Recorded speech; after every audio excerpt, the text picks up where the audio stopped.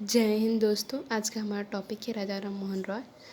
राजा राम मोहन रॉय के बारे में पढ़ेंगे। राजा राम मोहन रॉय जी को आधुनिक भारत का पिता कहा जाता है और भारतीय पत्रकारिता का जनक भी इन्हीं को कहा जाता है। भारतीय पुनर्जागरण और नवजागरण के अग्रदूत, एक महान सामाजिक व धार्मिक सुधार उदारवादी विचारधारा के चिंतक थे राजा राम मोहन रॉय। और इनकी एक मैगजीन थी जिसका नाम था ब्राह्मणिकल मैगजीन, जो कि 1922 में अंग्रेजी भाषा में थी। राजा राम मोहन रॉय जी का जन्म 22 मई 1772 हुगली जिला के राधानगर गांव, जो कि बंगाल में पड़ता है, हुआ था। राजा राम मोहन रॉय जी को कई भाषाओं का ज्ञान था, जैसे अरबी, फारसी, संस्कृत, अंग्रेजी, फ्रेंच, ग्रीक और लैटिन आदि भाषाओं को उन्हें ज्ञान था। इन्हें वेद, उपनिषद, कुरान, बाइबिल आदि धर्मशास्त्रों का इन्होंने विस्तार पूर्वक अध्ययन किया था। राजा राम मोहन रॉय ने 20 अगस्त 1828 में कलकत्ता में ब्रह्म समाज की इन्होंने स्थापना किया था।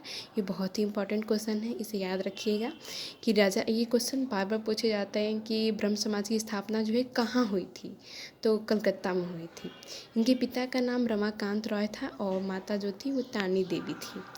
1815 में आत्मीय सभा की स्थापना इन्होंने कलकत्ता में किया था और इसका मुख्य लक्ष्य था कि कुप्रथाओं से लड़ने के लिए। अगर बात करते हैं कि इनकी बुक है, जैसे कि 1820 में इन्होंने परसेप्ट ऑफ जीसस बुक लिखी। 1821 में संवाद कौमुदी, ये बहुत ही इंपॉर्टेंट है। संवाद कौमुदी पूछा जाता है कि किसकी रचना है, तो याद रखिएगा राजा राम मोहन रॉय जी की है।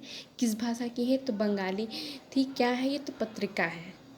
1822 में इन्होंने मीरात उल अखबार लिखा था, जो कि फ़ारसी लैंग्वेज में था। इसी कारण इन्हें जो है पत्रकारिता का जनक भी कहा जाता है।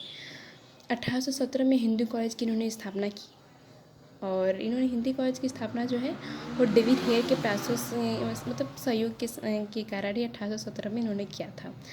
1830 में राजा राम मोहन रॉय जी को मुगल बादशाह अकबर द्वितीय ने इन्हें राजा की उपाधि दी थी। 1833 27 सितंबर 1833 को ब्रिस्टल इंग्लैंड में इनका निधन हो गया।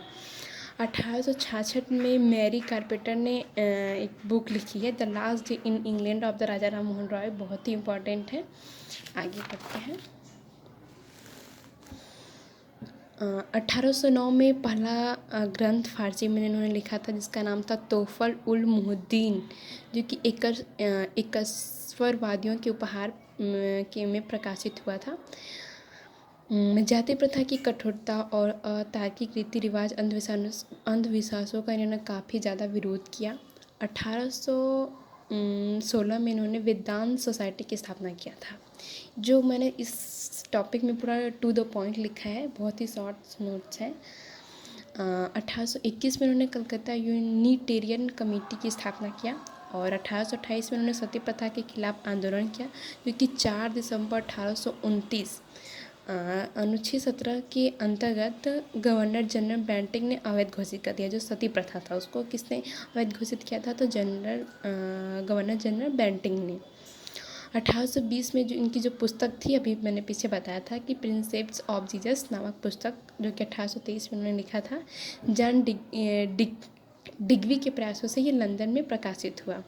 इस पुस्तक में रॉय ने होली ट्रिनिटी, ईसाई पिता, पुत्र व परमात्मा चमत्कारिक कहानियों का बहुत ही विरोध किया है और इन्होंने न्यू टेस्टामेंट के नैतिक तत्वों को अपनाने पर काफ़ी ज़्यादा जोर दिया है। इस प्रकार हिंदू धर्म के अलावा ईसाई धर्म के भी गलत रीति रिवाजों का उन्होंने काफ़ी ज़्यादा विरोध किया। उधर ध्यान दिया ज़्यादा। हिंदू धर्म में अगर हम बात करें कि बहुदेववाद तथा ईसाई धर्म में त्रिमूर्तिवाद का काफ़ी उन्होंने विरोध किया। एकेश्वरवाद का समर्थन, इस्लाम धर्म के एकेश्वरवाद से प्रभावित थे, लेकिन मुस्लिम धर्म में वैध बुराइयों का उन्होंने काफ़ी ज़्यादा विरोध किया। राजा राम मोहन रॉय ने सती प्रथा, बाल विवाह, कन्या शिशु हत्या, बहुपत्नी प्रथा जैसी सामाजिक बुराइयों का काफ़ी विरोध किया और उन्होंने आंदोलन भी चलाया। उन्होंने स्त्रियों की सामाजिक दशा सुधारने के लिए संपत्ति के अधिकार की भी मांग की और 1822 में एक लेख लिखा, modern encroachment on unsaid rights of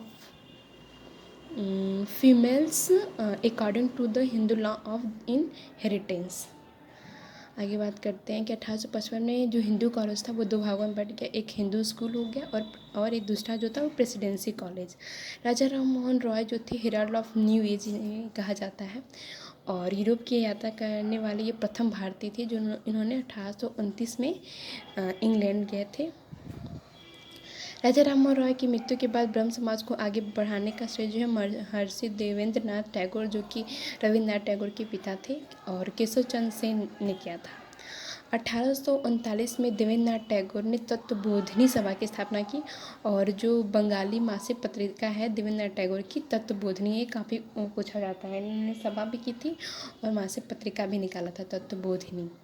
Keshav Chandra Sen जो 11 नवंबर 1866 में भारतीय ब्रह्म समाज की स्थापना की और आगे जाके ये अलग हो गए थे ब्रह्म समाज से। इन्होंने एक अलग दूसरा बनाया ब्रह्म समाज, इसका नाम था आदि ब्रह्म समाज। स्त्री शिक्षा, स्त्रियों के उद्धार, बाल विवाह पर इन्होंने रोकने का प्रयास किया और 1872 में सरकार ने नेटिव मैरिज एक्ट लागू की जिसमें क्या था कि लड़कों का जो विवाह था 18 वर्ष और लड़कियों का विवाह 16 वर्ष था। तो ये मेरा नोट्स था। अगर आपको अच्छा लगे तो प्लीज़ लाइक एंड शेयर करें। Thank you.